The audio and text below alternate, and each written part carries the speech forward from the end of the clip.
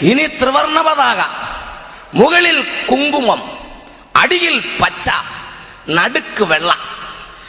എന്താ കുങ്കുമം? ധീരതയെയും ത്യാഗസന്നദ്ധതയെയും സൂചിപ്പിക്കുന്നു. അടിക്കാനും ഇടിക്കാനും തല്ലാനും കുത്താനും കഴിവുള്ളവനാണ് മുകളിൽ കാണുന്ന ഈ കുങ്കുമം.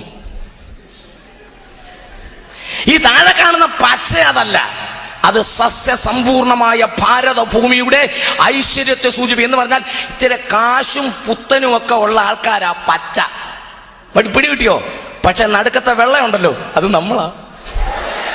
അല്ലേ? മനസ്സിലായവർക്ക് ആ ദൈവത്തെ സ്തുതിക്കുന്നു. വെള്ള നടുക്ക് വന്നതിനാൽ ദൈവത്തെ വാഴ്ത്തുകയാണ്. ദേശീയ പതാകയുടെ നടുക്ക് വെള്ള കൊണ്ടുവന്ന എന്റെ ദൈവത്തിന് സ്തോത്രം, വെള്ള കൊണ്ടുവന്ന എന്റെ ദൈവത്തിന് സ്തോത്രം. തീർന്നില്ല. ഈ ചക്രം ഉണ്ടല്ലോ, ഈ അധികാരത്തിന്റെ ചിഹ്നം, അശോക ചക്രം, അത് വെള്ളയല്ല,